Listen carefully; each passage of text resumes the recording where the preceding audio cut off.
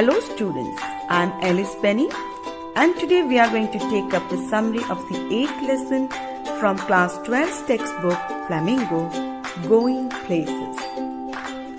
A.R. Barton's Going Places explores the theme of adolescent fantasizing and hero worship. This short story revolves around Sophie, a young girl who belongs to a lower middle class family and lives in her unrealistic world of wild imaginations. She has a huge crush on Danny Casey, a young Irish football player, and she dreams so much about him that she starts believing that she has actually met him, ultimately becoming a cause for her disappointment. Sophie and Jhansi are classmates and friends, though both are poles apart in their nature and attitude. Sophie is a daydreamer, whereas Jhansi is a sensible and practical girl. One day, while walking home from school, Sophie and Jhansi break into a conversation. "When I leave school, I'm going to have the best boutique. Takes money, Soph, something like that. I'll find it. I'll be manager to start with. No one will make you a manager straight off, Soph. I'll be like the great fashion designer Mary Quant. They will see it from the start. We both are earmarked for the biscuit factory. Or an actress? There's real money in that. Actresses do not work full time. I could have the boutique on the side. If ever I come into money, I will buy a boutique. If you ever come into money, you will buy us a decent house to live in. Thank you so much."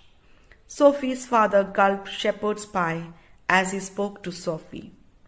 "She thinks money grows on trees, doesn't she, Dad?" said little Derek, hanging on the back of his chair. Their mother sighed.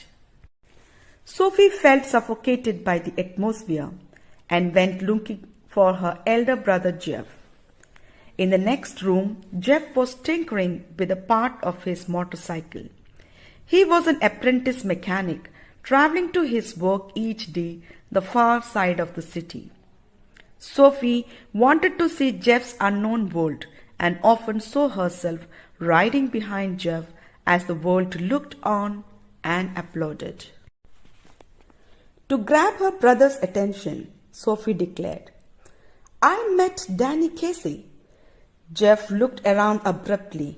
"Where?" "In the arcade, funnily enough." "Not true. I don't believe you." "There I was looking at the clothes in Royce's window when someone came and stood beside me. And I looked around. And who should it be but Danny Casey? He has gentle green eyes and he's not so tall." Jeff described Sophie's meeting with Casey to their mother.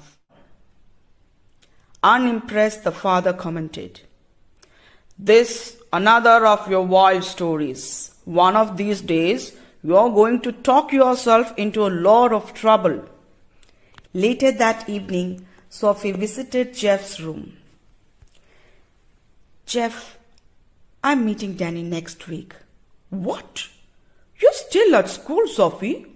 Cassie must have strings of girls." "No, he doesn't.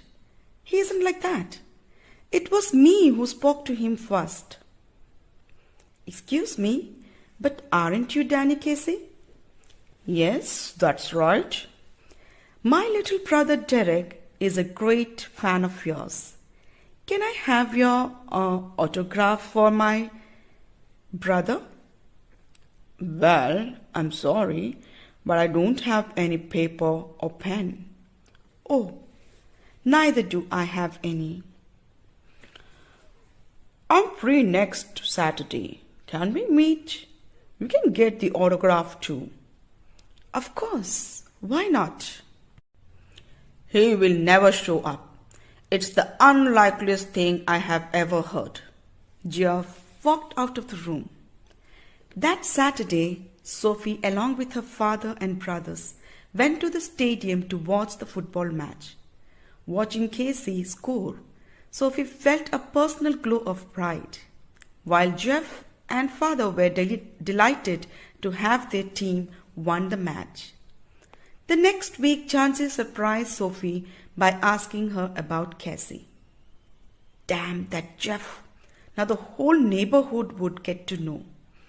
I'm sure your dad is very glad. Sophie realized that Jeff had not told about her date with Casey. Well, he doesn't believe it. You know what a misery he is. After dark, she walked by the canal and sat on a wooden bench beneath a solitary elm. It was a perfect place to meet Casey.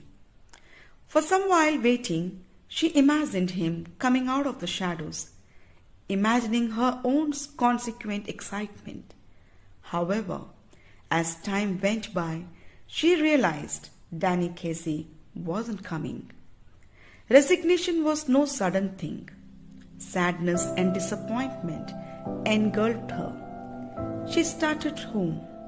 Coming from the arcade, she pictured again outside Royce's of meeting Casey and asking for his autograph and fixing a second meeting with him. She recalled the last Saturday's match she had been to and how the crowd thunderously applauded as Casey kicked the ball crisply into the goal.